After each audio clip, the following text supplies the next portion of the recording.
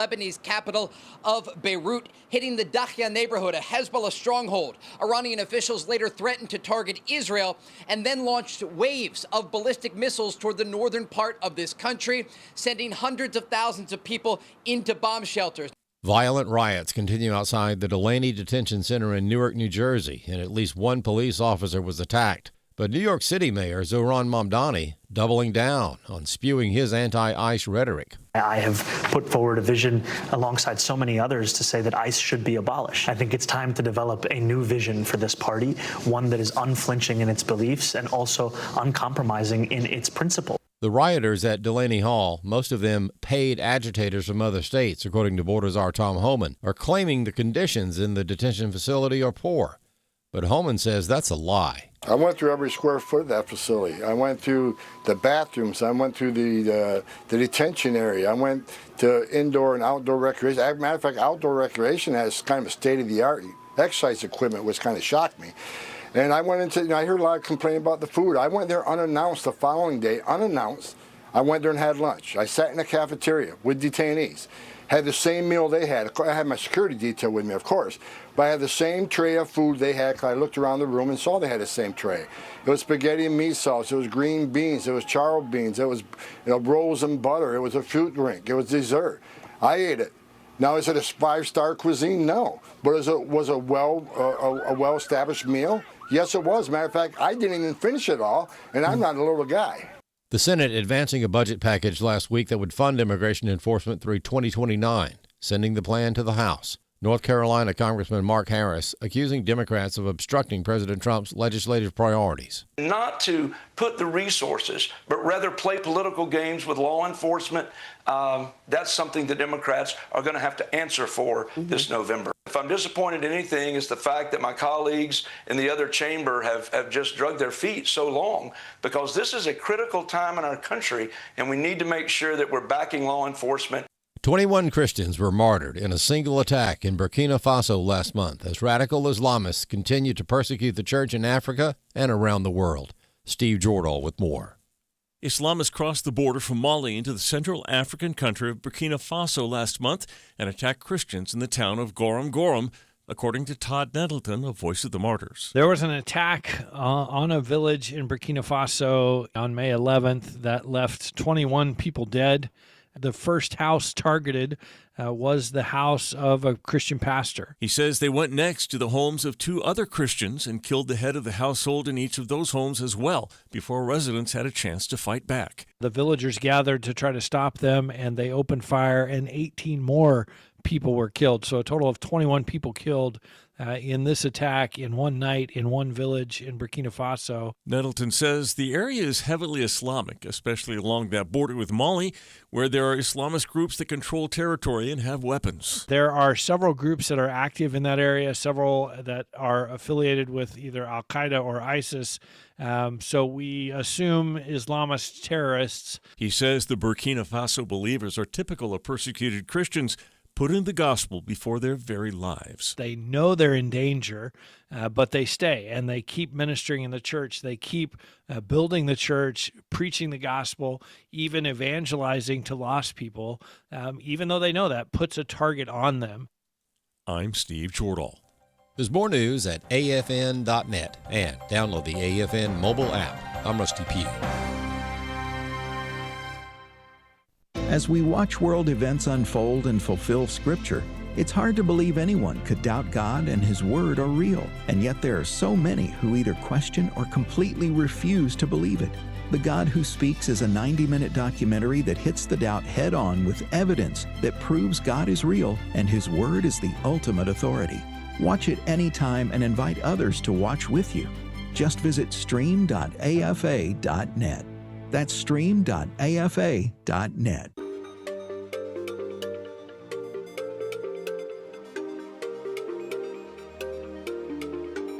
We inform. Religious freedom is about people of faith being able to live out their faith, live out their convictions, no matter where they are. We equip. Sacred honor is the courage to speak truth, to live out your free speech.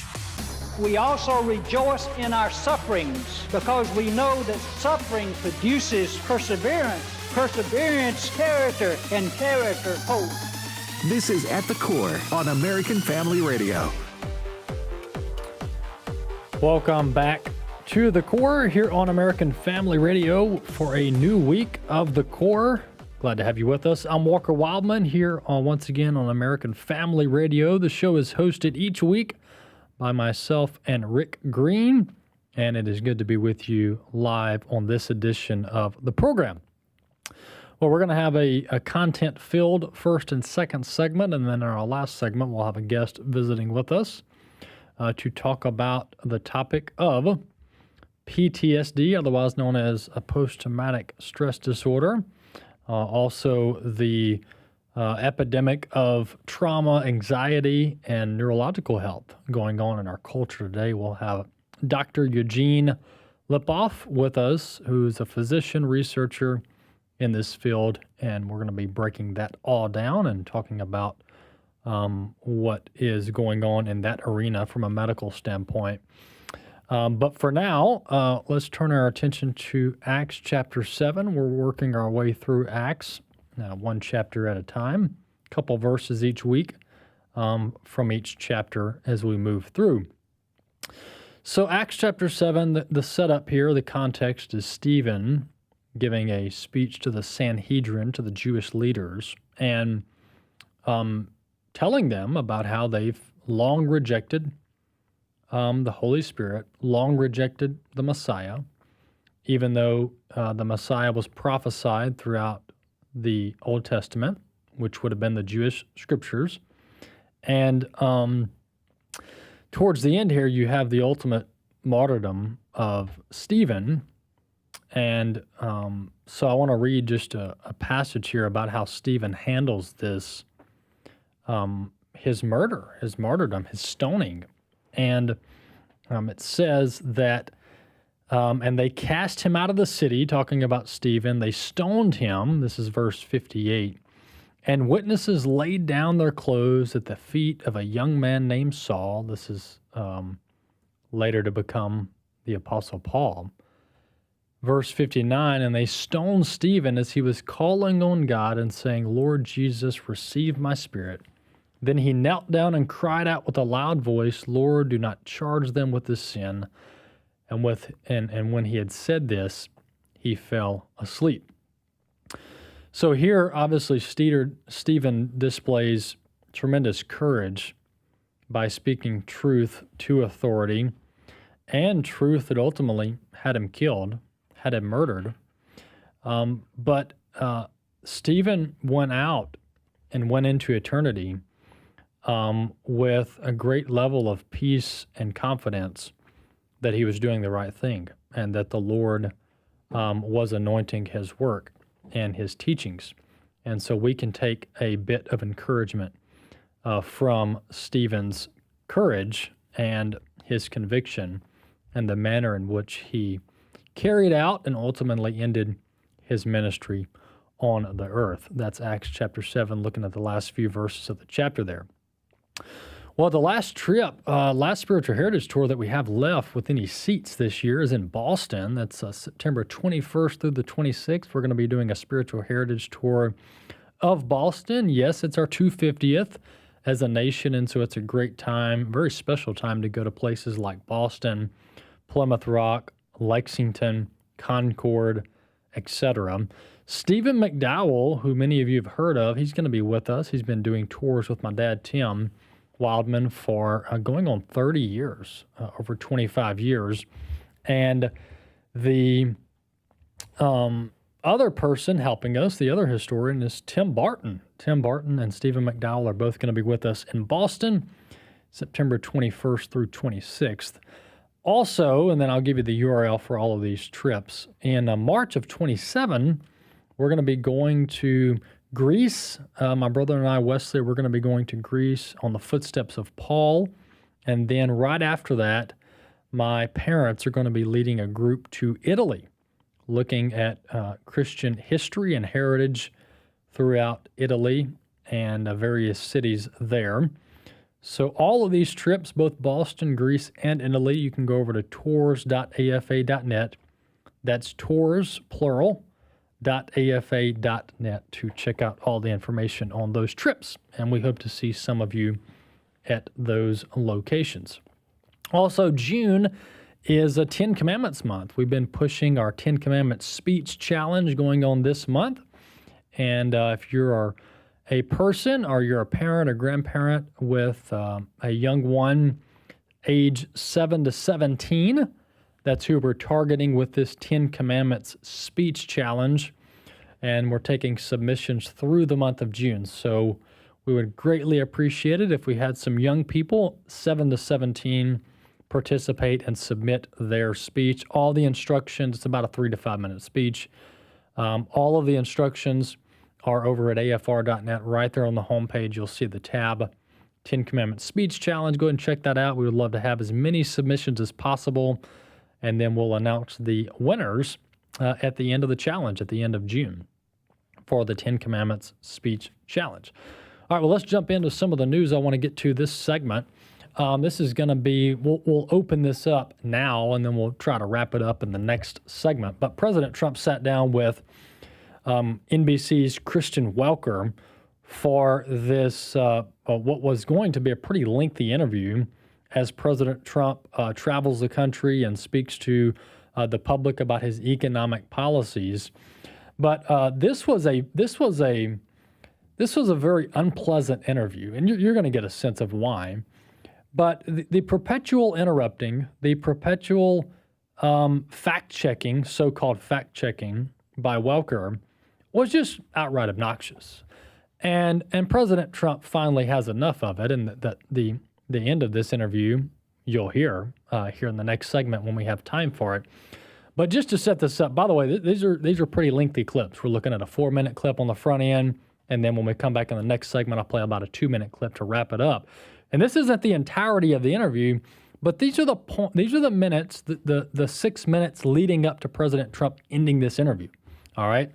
So let's listen to the front end here. The topic that Welker kept going back to is this weaponization fund within the Department of Justice that is aimed at paying out settlements for those, whether it be January 6th or otherwise, or pro-lifers that were victimized relentlessly by the Biden administration. And Kristen Welker just can't drop this subject, and it gets a pretty heated back and forth with President Trump. This is about a 4-minute clip of President Trump and NBC's Kristen Welker sitting down for an interview over the weekend on NBC. Clip 1. $8 billion so-called anti-weaponization fund. It was going to compensate people who say the federal government weaponized the legal system against them.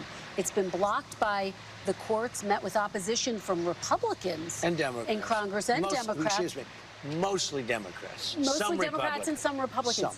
Very few Republicans. Just to be very clear, are you backing off the fund completely, as your acting Attorney General Todd Blanche has said, or are you looking for another avenue to revive the fund? Let me explain what the fund is.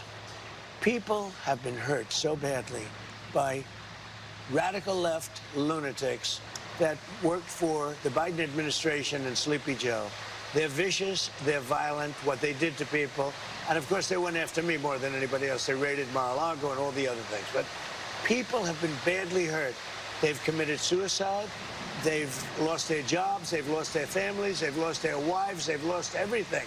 They've lost everything over a fake weaponization of government. Now, so let me just tell you. Are you looking for a way to revive it? Well, look, if it was up to me, I'd pay them the kind of money that they deserve. People have been destroyed. Lives have been destroyed. Many suicides. Think of it. People have committed suicide because a bunch of thugs went after them. So, me, personally, I think the weaponization fund is a great idea. And so do many other Republicans. You have to get it approved. If they get it approved, that's great. If they don't get it approved, I'd be disappointed. All right, we're going to motor through this. But you have to understand, people have been destroyed by crooked politicians, and they should be reimbursed for that. Do you think anyone who attacked police officers on January 6th should get taxpayer money? I wouldn't be inclined to say so, but I have to see it. I can tell you this, 97% of those people, you look at them, the FBI or whoever it was, because you had a lot of crooked cops, you had dirty cops. Comey was a dirty cop. Well, a guy like Bolton was a dirty but cop. There's no evidence. Wait a minute. Oh, you think Comey was a straight people cop? who pleaded guilty to assaulting police Comey officers. was a dirty cop. No, they but had the people FBI. who assaulted police Listen officers. to me. They had FBI agents ushering them into the building. They had FBI go into the building. Those people walking around, they're looking, oh, isn't this nice? They weren't in. They were being ushered into the building. There's no evidence. You had a bunch of dirty cops, and frankly, what they did was weaponization of our government. But sir, there's no evidence of that. More than 1,000 people. No, there's none. You know what you do? Try looking at the tapes one time. Would you take it off Look the at table? the tapes okay, one time. But 172 people did plead guilty to assaulting police officers. You know why they pled guilty? Should they be exempt? Because they told they were going to jail funds? for 15 years if they didn't. Should they? They pled guilty because they were frightened. They went down. They were ushered into a building. Many of them were arrested without even going into the building. You'd be okay with them receiving taxpayer dollars? The people were destroyed by dirty cops and by weaponization. Many of those people should be compensated.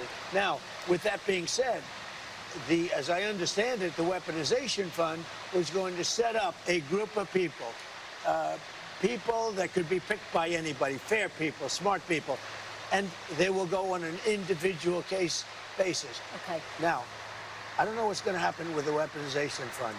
I love the idea because people like you, the fake, dirty press, the crooked press, people like stupid Biden, he's not smart enough to know what's going on, but people that surrounded him, surrounded his beautiful, resolute desk in the Oval Office, what they did to the lives of people, they destroyed people.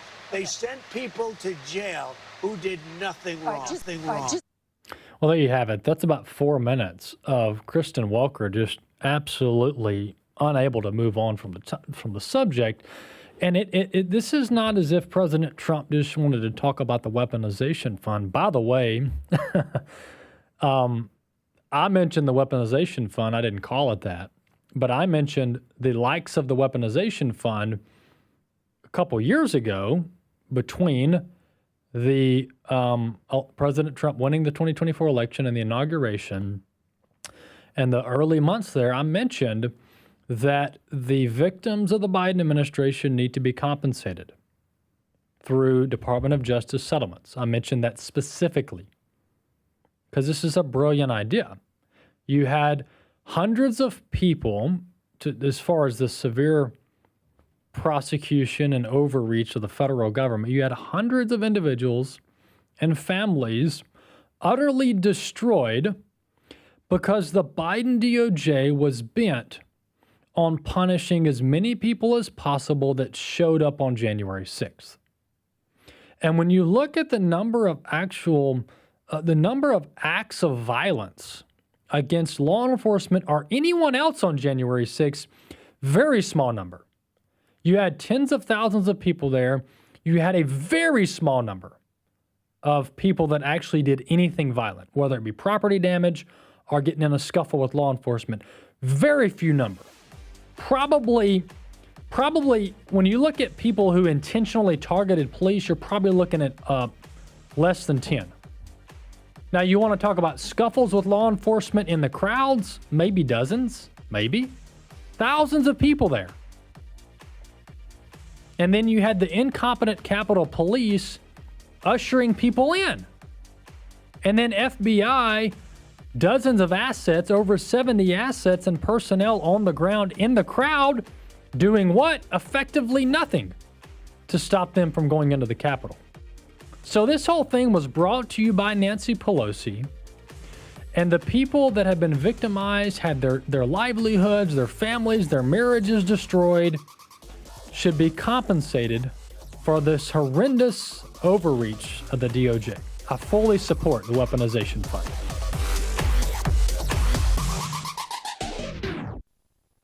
Everyone then who hears these words of mine and does them will be like a wise man who built his house on the rock. My name is Abraham Hamilton III, and this is the Hamilton Minute. Our world is changing quickly and dramatically, but we don't have to fret. Jesus, as he concluded the Sermon on the Mount, already told us how to prepare ourselves. Submitting ourselves to his word with regularity and consistency is one part of the preparation strategy. The other part is doing what he said. The coming rain, floods, and wind are inevitable. He didn't say if they come, he said when they come. Having Christ's word, but failing to obey him, qualifies one for the Hall of Fools. Listen each weekday from 5 to 6 p.m. Central for the Hamilton Corner, or visit the podcast page at afr.net for more from Abraham Hamilton III, Public Policy Analyst for the American Family Association. This is Walker Wildmon with AFR, and we're sending Bibles. Here's Michael with Bible League International. Telling Bibleless believers no, that's one of the hardest things we do. We've spent the last few weeks telling you about the incredible move of God all over the world, and because of this, as many as 9 of 10 new believers in Asia, Africa, the Middle East, and Latin America are without Bibles. Would you remember Jong in Cambodia, a former Buddhist praying for a Bible? Rohan is in India, beaten when he came to Christ, but more than anything, he's praying for a Bible. And then Norris in the Middle East, radicals burned down her house, nearly killing her and her 4 daughters. But more than anything, she's praying for a Bible to raise them to know and love Jesus. AFR and Bible League want to bless 16,000 Bibleless believers by June 30th. You've done it for 8,000, praise the Lord. We've got 8,000 to go at $5 a Bible. $100 sends 20. $500 will bless 100 waiting believers. Walker? Give generously at 800-YES-WORD, 800-YES-WORD, or visit sendbiblesnow.org. Sendbiblesnow.org. Hello, everyone. I'm Tim Wildman, president of American Family Association and American Family Radio. Hey, we are announcing 2 tours coming up in 2027, March of 2027. We're going to Greece and we're going to Italy. The Greece tour we call the Footsteps of Paul, and you're going to follow the footsteps of St. Paul in the country of Greece. And then the Italian tour, the Tour of Italy, Venice, Florence, Pisa, Rome. We're calling the Make Lasagna Great Again tour. And these are coming up in March of 2027.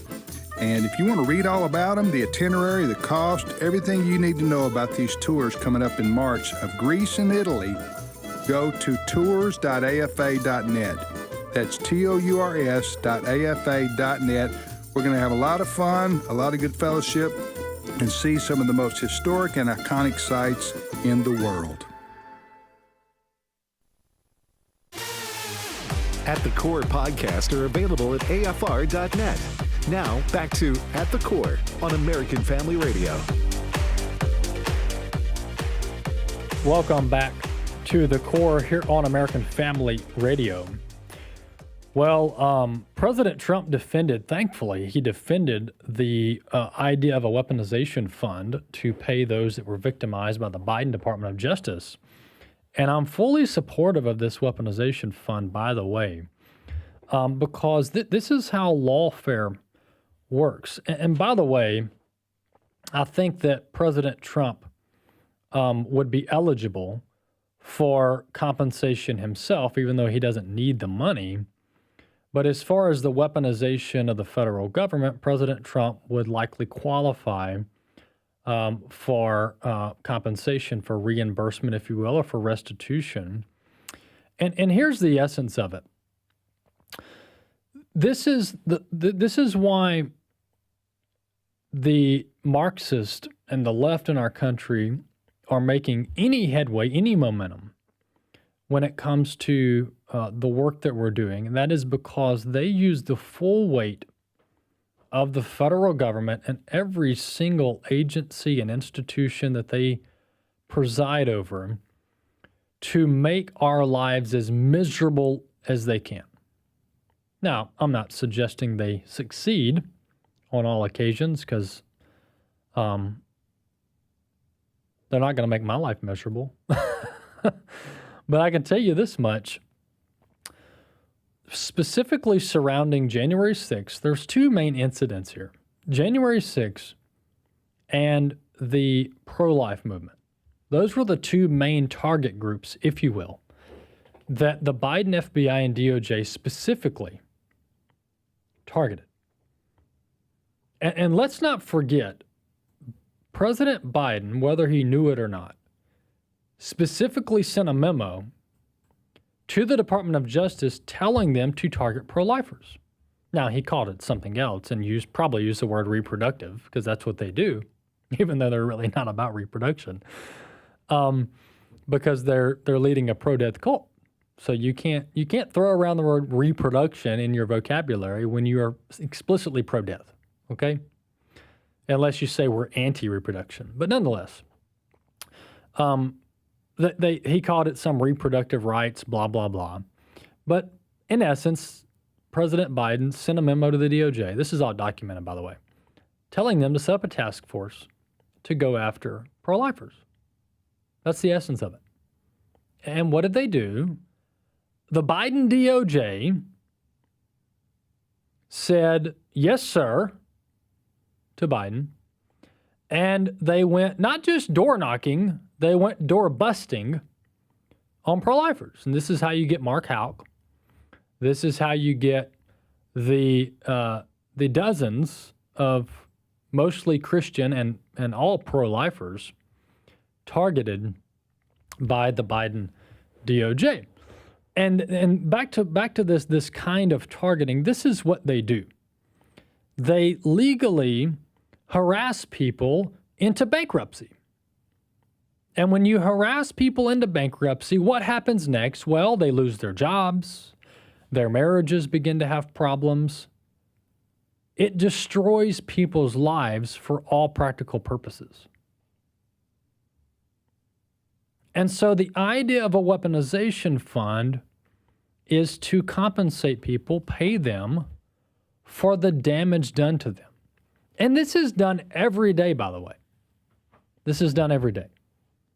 And as a matter of fact, the DOJ already, and the federal government already, operates various damages funds. They have money for this. The federal government occasionally settles lawsuits and they pay people, all right? So this is not unusual, out of the ordinary. This is pretty standard stuff. And the Biden DOJ targeting, whether it be January 6th or otherwise, the Biden DOJ targeting was so broad that they were sweeping up phone calls and text messages of U.S. lawmakers, Republican lawmakers. And this really goes back way before Biden. This even goes back to the final months of the Obama administration.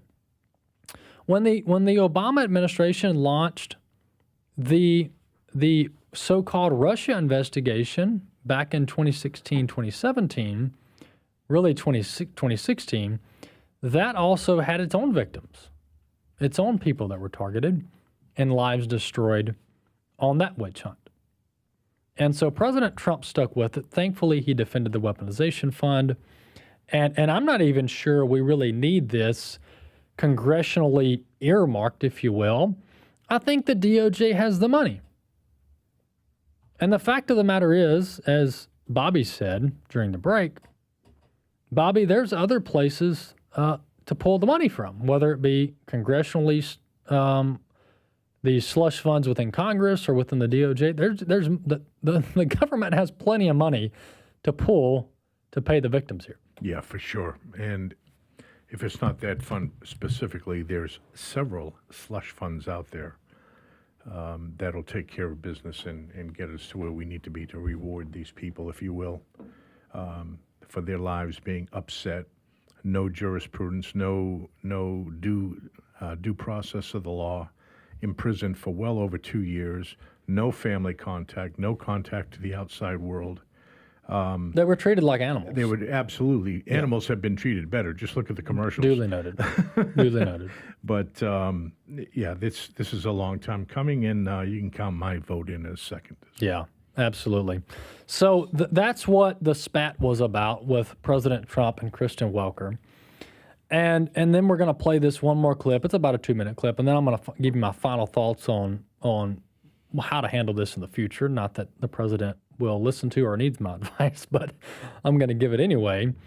Let's listen to clip 2 here. This gets into the dishonesty of the press and the dishonesty of these elections. Look at what's going on in California. They are still counting votes from an election that was last week. I mean, the way the Marxists are operating their movement is blatantly, it's in your face level of corruption. And we'll talk some about that after the clip. But this is the wrap up, and listen to how President Trump ends this interview. This is clip 2. There's no evidence of what you're saying, but let me ask you about Todd Blanche. Let me ask you about Todd Blanche. Listen to me. Let's talk There's about Todd tremendous evidence. There's nothing It's but not been evidence. The presented election in a was court of rigged. law. It was a dirty election. Mr. And it's President, happening again right now in California. You've never presented evidence. It's happening the right now in election California. was rigged. Right now, it's look at what's happening in California. Where's the evidence to that?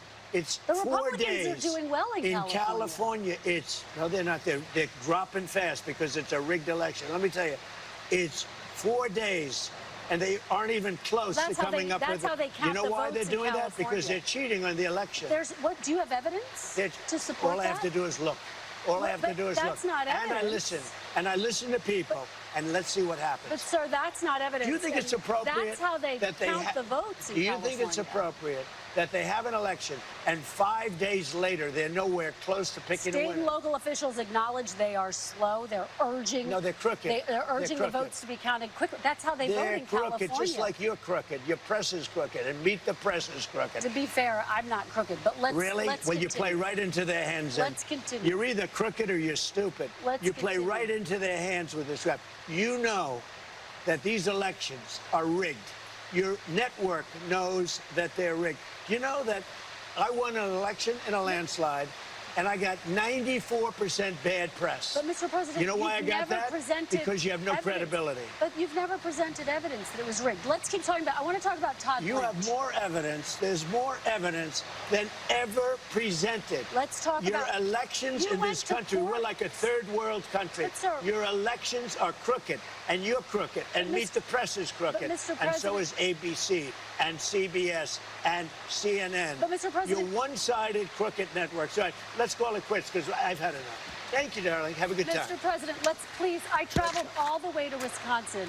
I've sat in the rain with you. I know. I've sat in the rain with you for an hour, on and off in the rain, and I've given you enough time. You ought to straighten out your press because you know what? Mr. President, a country can never be great with a dishonest Listen, press. we traveled all the way to Wisconsin for this interview. All right. Look, folks, this is a couple things here. All right. Welker, this is not how you do journalism. All right. This is not how you do journalism. It's not the job of Kristen Welker with her notebook. She's prepped for this. She knows what questions she's going to ask. All right. She's in the driver's seat here. And as good as President Trump is with the media, you can't deal with these people, all right? You can't deal with these people. But because do we really want to litigate this? Because they don't let you litigate it because when you're right, they change the subject or they change the goalpost. So a couple things here. She's trying to, quote, fact check President Trump in real time. Folks, when he says the election was rigged, talking about 2020, that is not even debated anymore. It is roundly accepted that the Democrats, and by the way, the word rigged can apply to a lot of different areas, and it doesn't equate to criminality. It can. But just saying something is rigged doesn't equate to criminality, okay? So they're all being so literalist, and there was criminality in 2020. But when you say the election was rigged, anybody who looks at the evidence, which was presented. So Welker said, oh, it wasn't presented. Yes, it was, Kristen Welker. Where have you been? This was 6 years ago. What are you doing? There were multiple court jurisdictions in which the Trump campaign and the RNC and other parties presented evidence of abnormalities and cheating. And it was admitted to by multiple Democrat states that they bent the rules and broke the law in the name of COVID and voting. All right? Just look it up. Look up Secretary of State's websites, COVID provisions, voting deadlines, mail-in ballots, all of those key words. What the Democrats did in the partnership with the Chinese Communist Party, who released the virus to begin with, is they used COVID to get rid of President Trump. All right? Whether it was a grand conspiracy all along, I have no idea, but I'm just telling you what the end result was. The end result was the Democrats, this was within like weeks of COVID being announced, the Democrats were scheming on how to use COVID to win the election.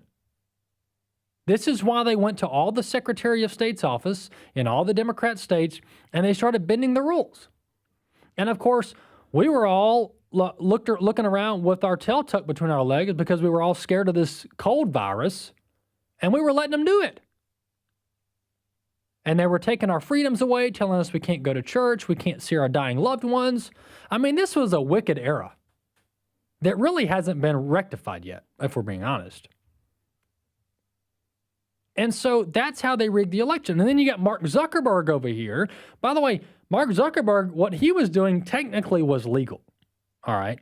He was ballot harvesting for the Democrats.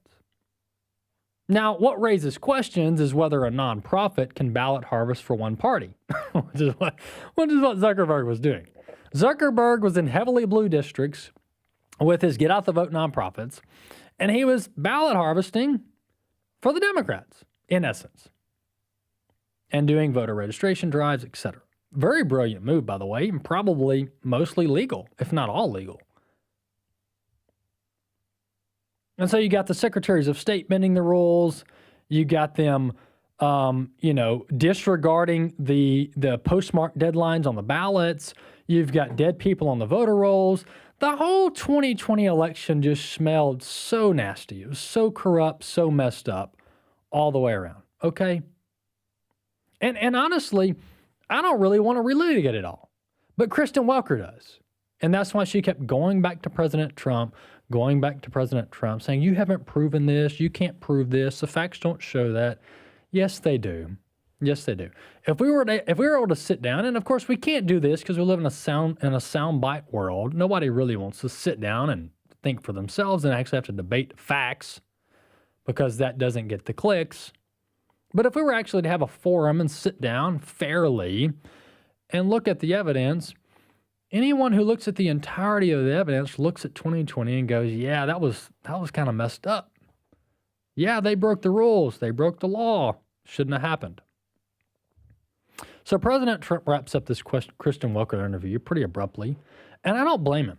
But here's my final thoughts on this. How much longer did we sit down with these folks? And it's sad that I have to say this, and looking back with the First Amendment and our founding fathers, ideally we don't get to this place where we can't even talk to the so-called media. But if we're being honest, these aren't true journalists, so we're not really missing out on anything. Kristen Welker, these folks are not true journalists. So this notion that the government and the president and the commander-in-chief is just not going to talk to the press anymore, that's not what I'm suggesting. What I'm suggesting is we just don't sit down with Democrat operatives anymore. And that's what this is. Kristen Welker is the Democratic operative. And through the Russia hoax, through the entirety of the Obama and Biden era, we now know who all these people are. It's the CNNs of the world. It's the NBCs of the world. It's the CBSs. A lot of these major legacy outlets, these multi-million-dollar media conglomerates, most of them are in bed with the Democrat Party, and some of them quite literally are. And so, how much longer do you sit down and hang out with these folks and think you're going to get a fair shake? So I think President Trump needs to be sitting down with folks like American Family Radio, Newsmax, Fox, and Salem, and these independent, true journalistic outlets, and let us give the fair shake. Because sitting down with the Democratic operatives just isn't working, and I don't think the president needs to waste his time anymore. I'm Dr. Ray Rooney.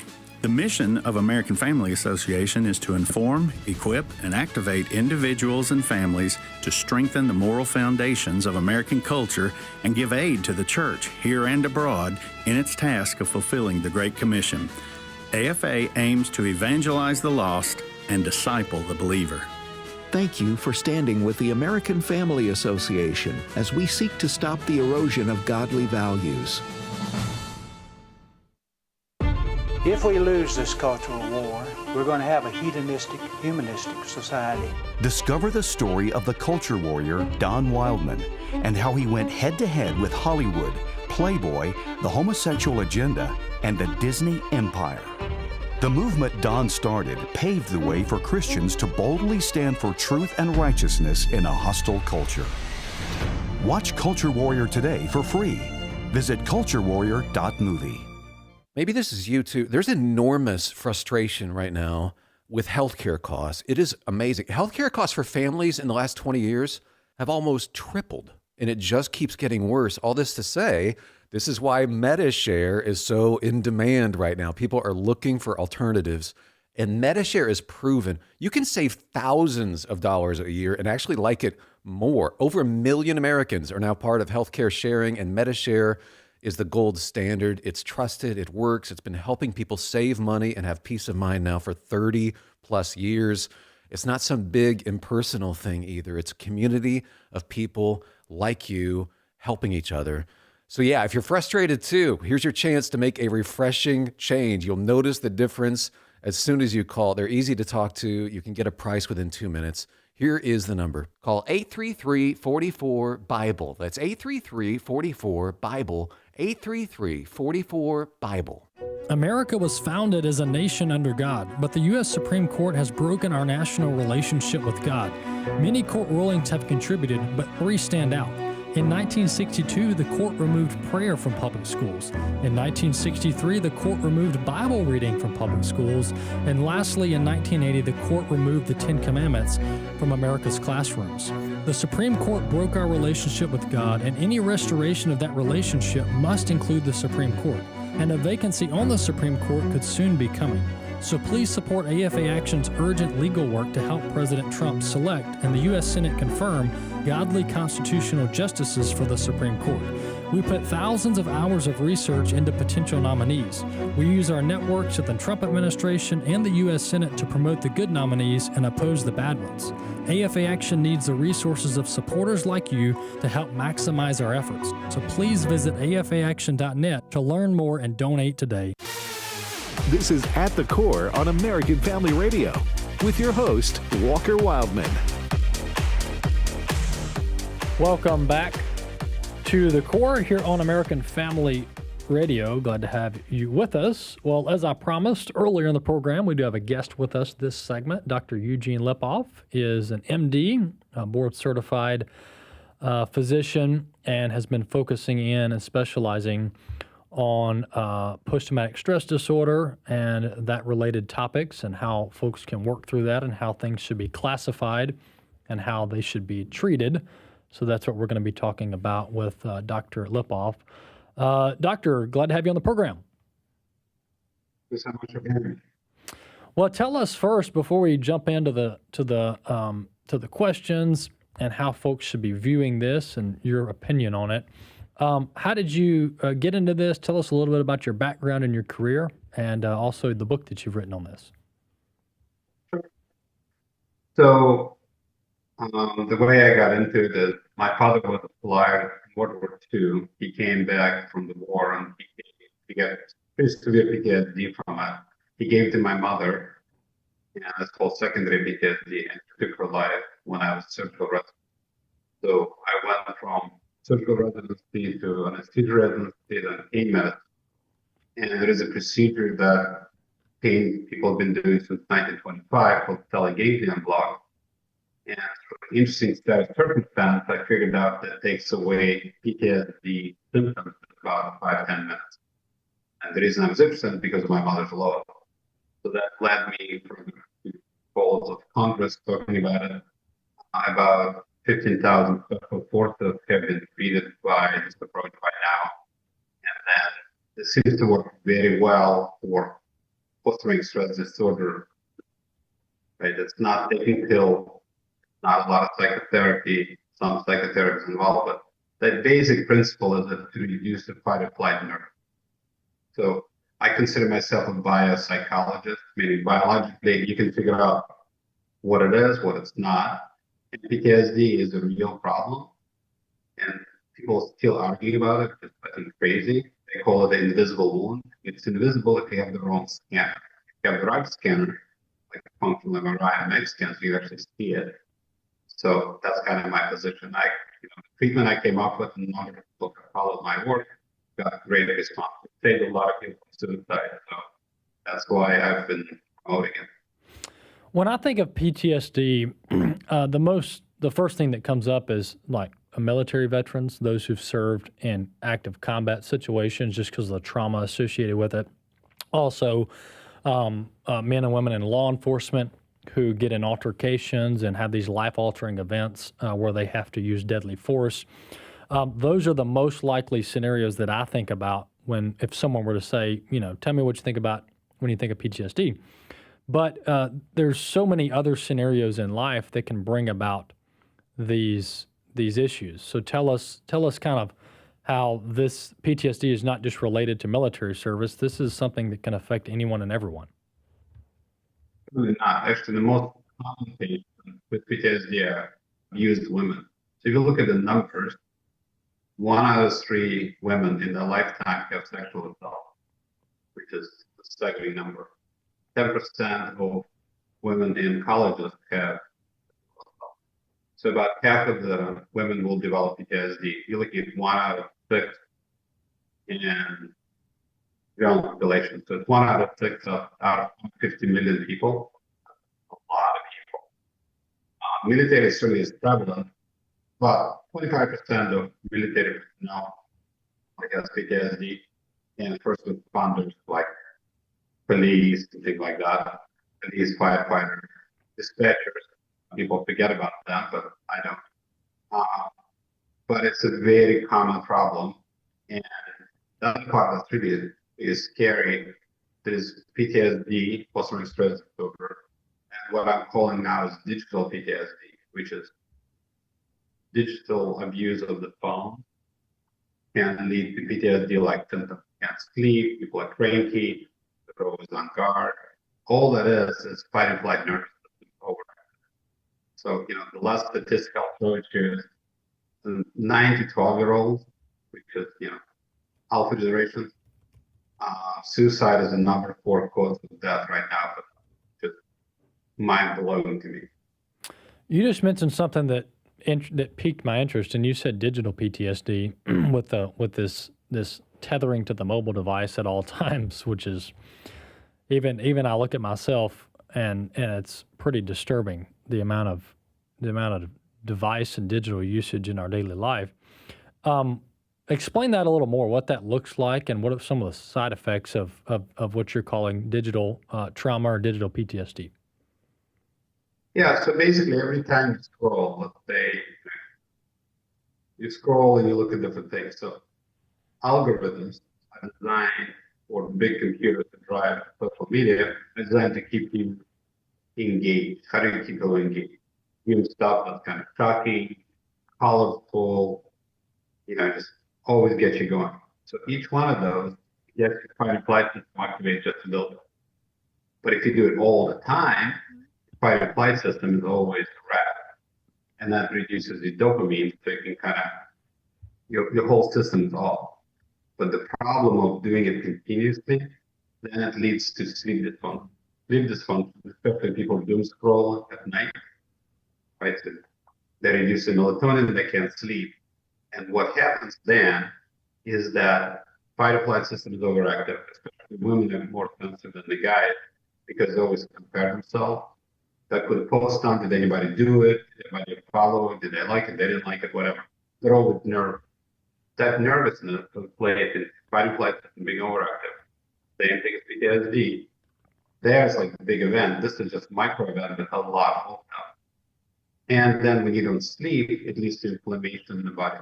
In fact, I submitted the article to Psycho. It's called Cyber Psychology. That PTSD and digital PTSD have common cause. What's interesting also, favor the use of the devices there are, higher the chance of suicide. the heavier the use of devices, the more the brain strength. People talk about brain rot. So I have a Substack post out there. I call it Stop Brain Rot is Real, meaning you can actually measure the brain shrinkage. PTSD also shrinks. So they, in many ways, they're very similar. And it can lead to suicide, being sick, being tired all the time, depressed all the time. Once again, we're talking to Eugene Lipoff about PTSD and his work on this and his writings on this. Doctor, tell us about your book and how folks and where folks can find that book. Well, the book I wrote, it's called The God Shot, and it's on Amazon. It's called The God Shot because in 2016, Playboy wanted to write an article about my work, and one of the patients we treated had a body who was treated by somebody else. They're both Marines, and they called the God Shot because it changed his life. We love the title. That's where the title came from. And I met this amazing lady, Lauren, and she actually wrote the book. I'm not a great writer. I'm good at content. So again, this book talks about my personal experience. It also talks about secondary PTSD. They can catch PTSD from a loved one. That's very common. So, for example, when I treat special forces guys, I like to treat them and their spouse. In the military, the saying goes, everybody goes to war. It's not that just the military person, warfighter, it's the whole family. The mother and the kid, everybody's stressed and all that. And then, again, the key point is to remember that PTSD is a real condition.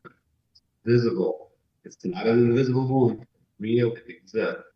In fact, I am working to change the name PTSD to PTSI. If you look at my pen here, see, there we go. It's PTSI. So the term PTSD was talked in 1980. The problem is what people have found, it's stigmatized. I did a study that showed it leads to like stigma kill. If you're stigmatized and you feel bad being labeled as cuckoo in the head, you don't want to go see treatment. And that can actually lead to big problems. Further, it takes hope away. If there's no hope, then people do bad things to themselves and others. Again, it's really important to change the name. People want to participate in it. They can go to my website, itsptsi.com, ITS-PTSI. You can fill out a survey. What I'm trying to do with that, last time I did a study like that with 3,000 people, and American Psychiatric Association said we don't want to deal with that. There's not enough information. I'm trying to do 100,000 people. So if anybody wants to fill in, that may actually help a lot. Well, Dr. Eugene Lipoff is who we've been talking to about his book and his study and work on PTSD. Dr. Lipoff, thank you so much for coming on the program. We'll be sure to point people to your URL and your book, and we appreciate your work on this subject. Thanks for having me on. Absolutely. Glad to have you on the program. All right, there you have it, folks. Dr. Eugene Lipoff, his website, his URL is Dr. Dr. abbreviated Dr. Eugene Lipov. That's how his last name is spelled, Lipov. Dr. Eugene Lipov.com, Dr. Eugene Lipoff. They're talking about his book, The God Shot, and his work on the subject of PTSD. So we appreciate him coming on the program. Folks, this is I'm going to try to do more episodes on this, and I apologize about the audio there. His audio was a little spotty on Zoom, but we tried to stick with it just for the sake of honoring his time. But nonetheless, and we'll probably have him back, maybe get him on some clearer audio. But I'm going to do more shows and segments on this. A lot of the research around technology and the use and integration of technology in our daily lives, because I think with obviously the smartphone was a major milestone in the world of technology and it being in our daily lives, because we went from the modern, or at the time the work computer, mostly is what it was, and then of course people began purchasing computers for their personal use and for their home. But primarily in the early days of the internet, the early days of the computer, it was a work device. And then, people began, computers became more affordable and people began purchasing them for their homes. But even at that time, and once again, folks, I'm doing total history lesson here on the fly, but I'm just talking from my experience. Even when we transitioned as a society from the work computer at your work desk to the personal computer at home, even then, it was at a stationary location. So it wasn't with you all the time, so to speak. But then came about the laptop, and then following that became the smartphone. The iPhone was the first one. And this put basically a computer in your pocket, a computer in your purse, and made it to where you're always, quote unquote, connected. And so that's what we've grown used to. We've basically accepted it as the norm, accepted it as a standard. There's a few people out there that have resisted. They still have their flip phone or their landline. But I think all of this, my point is, all of this needs to be reexamined. All of this needs to be reexamined. And we also need to look at the studies associated with it, because now we have decades of these computers in our pocket, a couple of decades now of the computer in our pocket, and we need to look at what the studies are showing on how it affects our mental health, how it affects our emotions, how it affects the use of our time and our attention. And we can all look at this and know really on the front end of looking at this that the results probably aren't going to be pretty. They're not going to be pretty. And one of the things that is sure to come up the more that studies are done is how we're using the time on the devices. And I can just tell you from personal experience, yes, I get a lot of work done on the device. Yes, productivity can increase on these devices that are tethered to us at all times, talking about the smartphone. But there is also a lot of wasted time on these devices. And whether it's social media use, which really isn't that social at all because we're not doing face-to-face socializing, or whether it's the entertainment, watching television, watching video, series, etc. on the device. All in all, I would argue we're probably doing less productivity on these devices than we are productivity. And that just is because of the entertainment world that we live in and the fact that we're always looking to be consuming something. And there's a pushback coming. It's already happening now. I just read a story the other day of an entire school district that said, look, basically, hey, we're cutting back on the technology. Yeah, we'll still have a computer class. We'll still teach you critical computer skills, but this whole notion that students got to have the laptop on them all the time, we're ending that. We're getting rid of that. And we had here locally an entire listening session with parents and educators about not only banning phones from the classroom, but cutting back on the laptop time. And when you look at the amount of money that these districts have spent, billions, on these devices, you can save a little money along the way. We'll see you next time.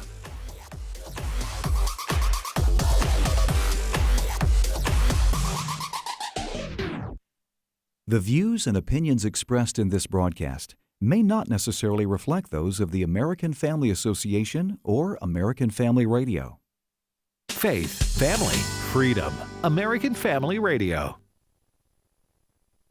Not we have to be more careful, but I have to be more careful.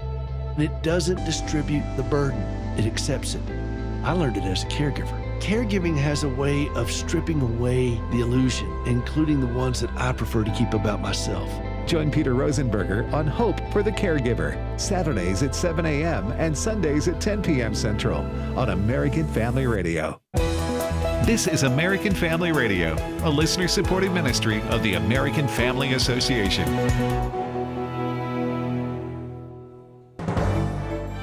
American Family News, I'm Rusty Pugh. Tensions flaring in the Middle East after Iran and Israel launched new strikes against one another. Max Gordon has the latest from Dubai. The Middle East on edge after Israel and Iran once again traded strikes, the first time after a ceasefire was reached about 2 months ago.